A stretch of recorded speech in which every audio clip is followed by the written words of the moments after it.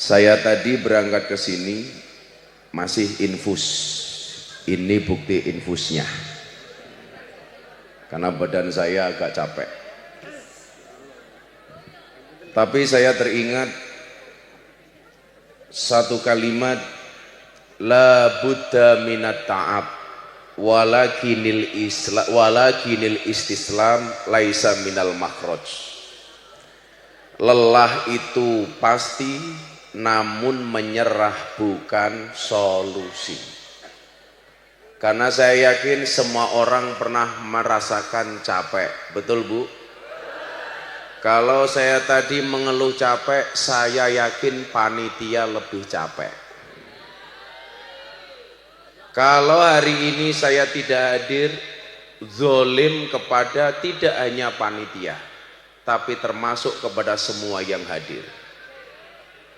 Karena saya meyakini acara malam hari ini bisa berlangsung tidak hanya dipersiapkan dalam waktu sehari dua hari, bahkan berbulan-bulan. Nggih napa mboten? Bahkan bertahun-tahun. Napa meneh niki acarane kanca-kanca nelayan. Maka malam hari ini saya tidak akan menceramai nelayan, tapi saya pengen belajar dari para nelayan. Maka tema pengajian malam hari ini adalah belajar dari para nelayan. Niki wong tring paling kendel. Hidupnya tidak hanya di darat tapi juga di laut. Jadi ini sebangsa Nyi Roro Kidul. Kala di Pemalang, Comal dan sekitarnya Nyi Roro Lot. Ibu bapak rahimakumullah,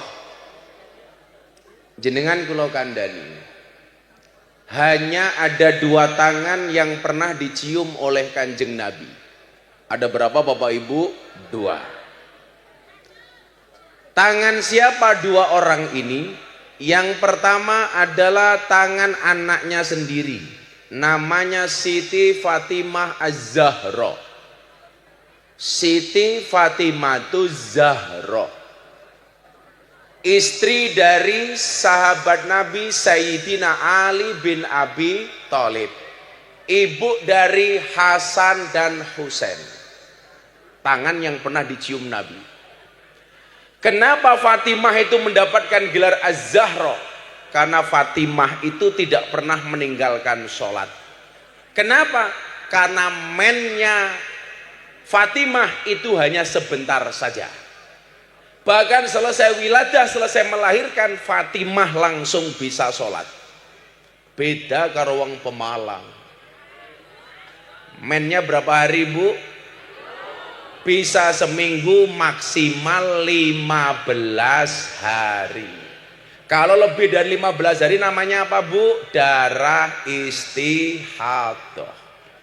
Walaupun masih keluar darah, sudah wajib melaksanakan sholat. Kenapa mennya hanya 15 hari maksimal?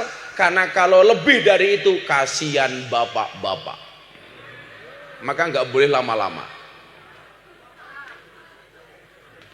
Apalagi nelayan, wancine mulih bojone men. Merongos temen ya.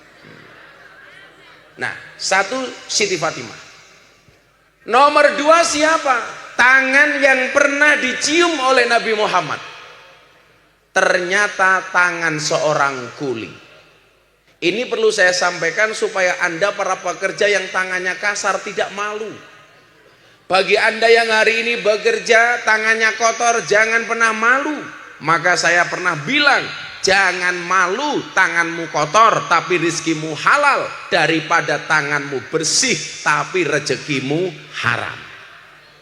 Jangan pernah malu bajumu kotor tapi rezekimu bersih, daripada bajumu bersih tapi rezekimu kotor.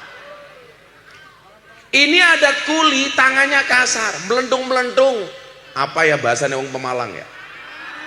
Kapalan. Kapal. Napa?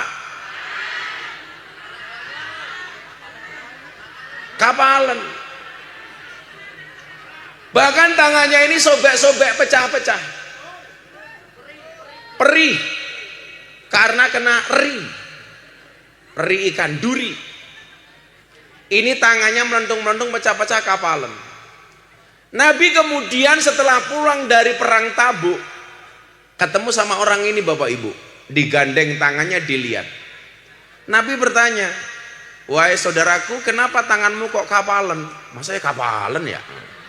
Nabi melihat sahabat yang tangannya kapalan, yang tangannya kasar. Nabi bertanya, wahai saudaraku, ada apa dengan tanganmu? Wahai Nabi, saksikanlah, tangan inilah yang aku gunakan untuk tolabul halal, untuk mencari nafkah yang halal. Tangan inilah yang aku gunakan untuk menafkahi anak dan istri-istri saya. Kebalik, istri dan anak-anak saya. Dia menyampaikan begini, tangan saya ini kasar wahai Nabi. Kenapa? Karena setiap hari saya bekerja menggunakan tangan saya. Apa pekerjaan saya? Saya memecah batu ini sebagai seorang kuli. Yang gara-gara saya bekerja sebagai seorang kuli untuk menafkahi anak dan istri saya, tangan saya menjadi kasar. Kalau bahasanya orang Pemalang, kabalen. Apa kata Nabi? Dengan begitu bijaknya Nabi memegang tangan ini, kemudian tangannya dicium oleh Nabi. Nabi mengatakan, wallah, demi Allah, inna hadi yadun la tamasuhan narun abadan. Demi Allah, tangan ini tidak akan pernah tersentuh api neraka selama-lamanya. Tangan inilah yang akan menuntunmu masuk ke dalam surga. Ini artinya apa? Wahai anda para petani, wahai anda para kuli, wahai anda para nelayan, wahai anda pekerja kasar, jangan pernah malu dengan pekerjaanmu. Karena sekali lagi saya katakan, bisa jadi tanganmu kotor tapi rezekimu bersih, daripada hari ini banyak orang yang tangannya bersih tapi rezekinya kotor. Gak usah malu, Bu, punya suami kuli. Apa kata Nabi?